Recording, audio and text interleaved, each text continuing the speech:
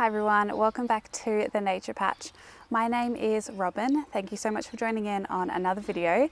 In today's video, I wanted to talk about grass clippings, something that so many people have and think of it as a waste product.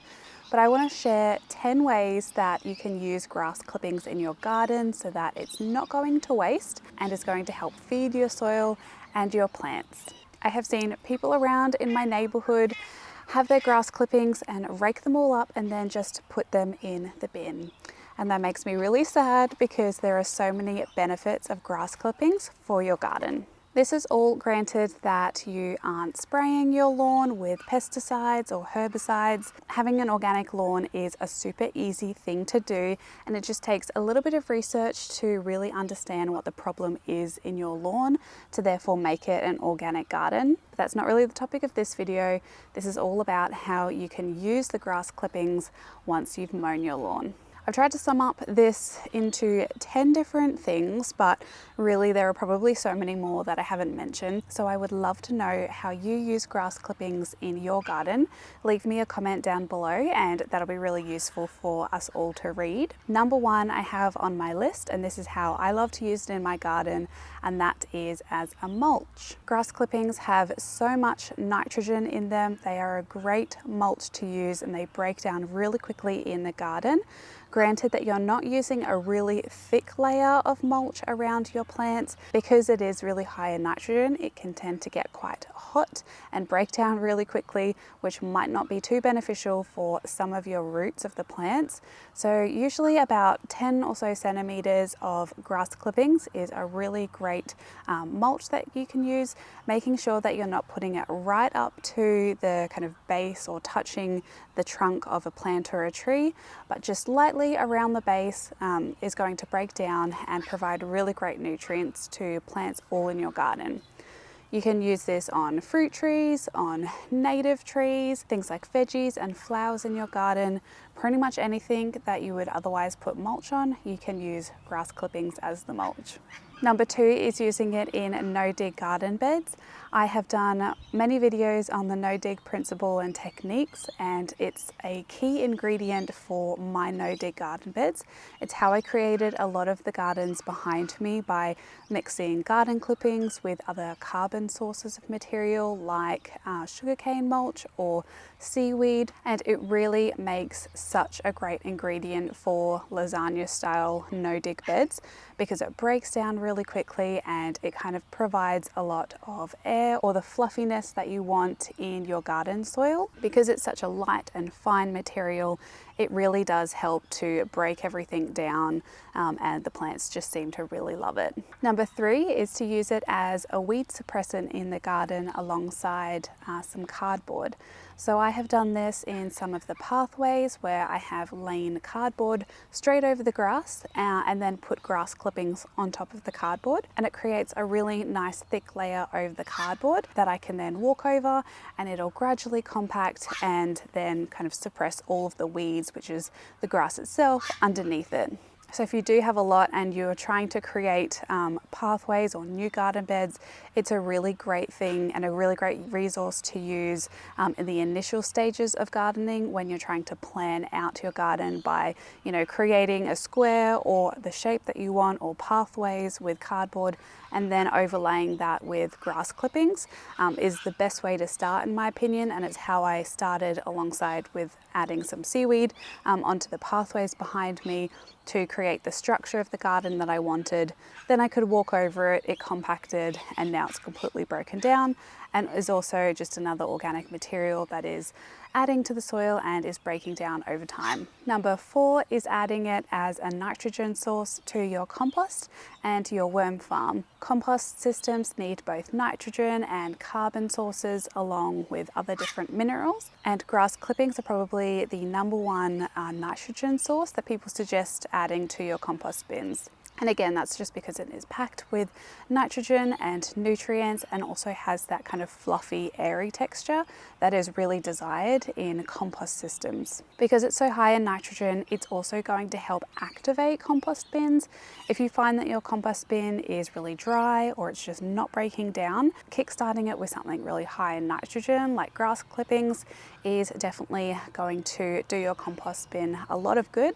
And I have been using grass clippings in compost for ages. Also, adding it to worm farms is a really great idea. The worms seem to love it as sort of like a bedding as well.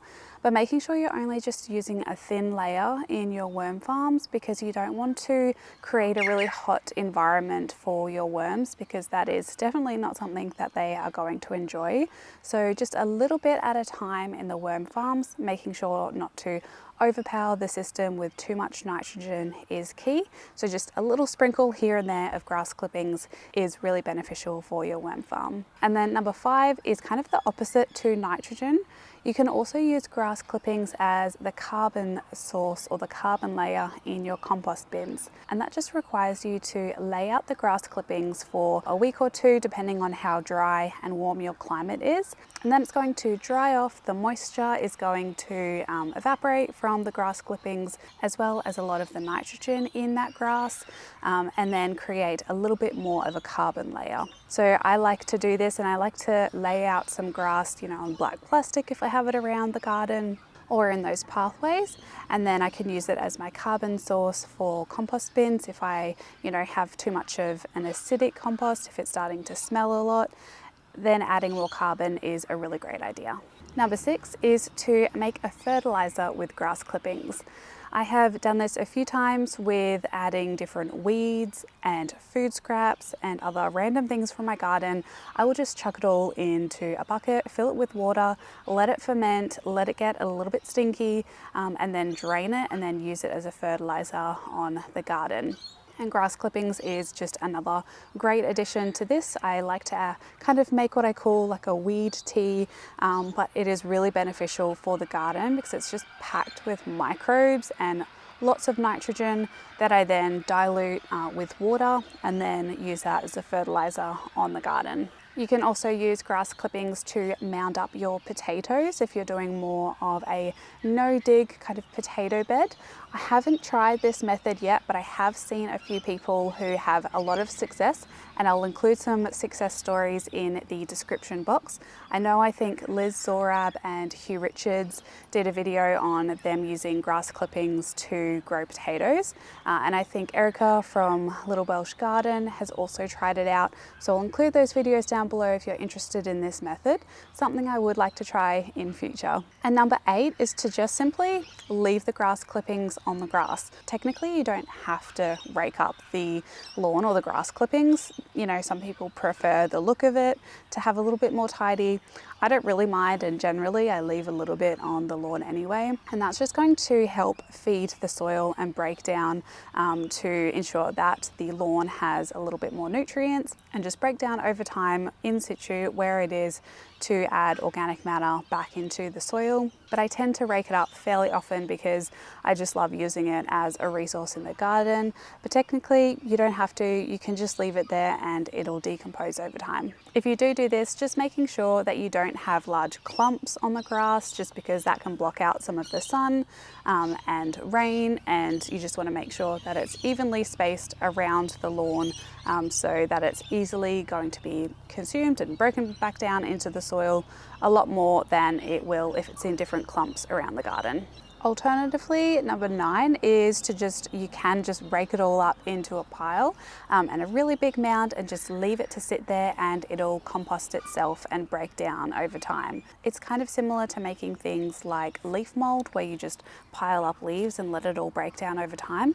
You can do the same thing with grass clippings. It will break down super quick, particularly if you rake it up when it's fairly fresh. It's going to get really hot in there, sometimes even too hot to handle. I've done this before where I've just had so much grass clippings back in the subtropics where we'd have to mow the lawn pretty much every week. There would be piles and piles of grass clippings and it would get really hot in there. So it's just something to keep in mind, but it is a great way if you're just short on time, you just want to pile it all up, and then you can use it as compost or mulch in future. And the last one that I have on here is to dry it all out, and then you can use it as animal feed. Again, I've never used or tried this before, but this is something that you'll just want to keep in mind, that you're definitely not using pesticides or herbicides on your lawn, as well as just making sure that if you do use like a petrol powered mower, that the fumes or petrol is definitely not leaking onto the grass, because that is definitely not something that you want to be feeding your animals with.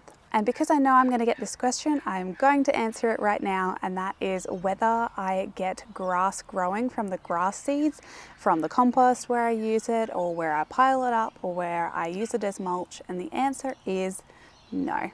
I have never ever had grass seeds germinate for some reason. Probably because we mow the lawn before the grass actually gets to the maturity of when the grass seeds are, flowering and maturing. But I have never had a problem with it. That's just my experience. Others may have a different one, and I would love to know your experience or things that you use grass clippings for in your garden. I'm sure there are a lot, but I have covered 10 here today. So definitely make sure to not be chucking out your grass clippings into the bin. There are so many different uses for it in the garden. So I'm going to wrap this video up here. I hope you enjoyed and found this useful. If you did, make sure to like this video and subscribe for lots more. Thank you so much for watching. I hope you're all having a lovely day wherever you are in the world. And until my next video, happy gardening everyone. Bye. Even with my eyes still